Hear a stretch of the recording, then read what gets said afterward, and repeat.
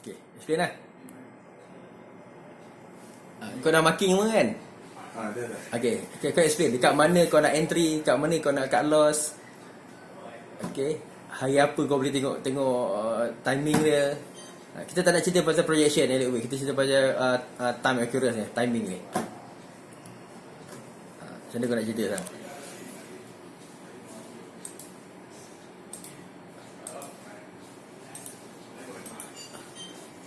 Okay, belasah saya cakap. Nak dengar kau tak faham itu je. Okay, dekat mana kau nak beli? Lepas line yang dekat resistant.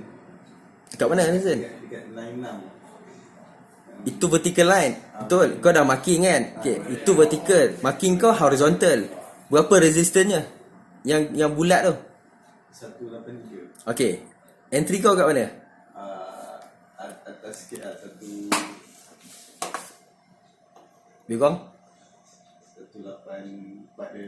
184 lah. Logik lah. Kau jangan takut. Entry kat mana breakout? 184 lah.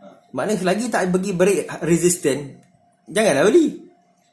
Support dia 175. Mana kat sini dia naik 183 kan? Tak bergerak kan? Dia pecah support sikit kan? Tapi tak terjejah kat kau pasal kau tak beli lagi. Dia kena break. Ini baru dia break. Mana dia vertical line 6, vertical line ke-7. Betul tak? Ni 6, ni 7, baru dia break. Maknanya kat lawan kau kat bawah ni lah, 175, 174 tu kan. Okay, beli selalu. Okay, risk reward kau 10 sen.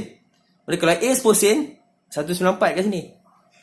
Kan? Mana kalau kita pakai game macam ni, mana ni? 6, 7, 8, last call dekat 9. Sampai sini dia terus habis, game over, dia flat. Tapi kau punya advantage adalah kau tahu projection. So kau boleh combine kan. Ini bukan typical support and resistance lah. Dia lain sikit. Dia lain sikit kan. At least kau dapat idea lah kan. Dia lain sikit. Okay. Sekarang dia dah pergi lagi tak? Ayon. Sampai 9 dia dah drop tu. Dia kena game over lah. Okay. Dia sell balik kan. Ni kau buat kau boleh FTO yang baru. Apa cerita FTO kan? Sekarang kita tak nampak.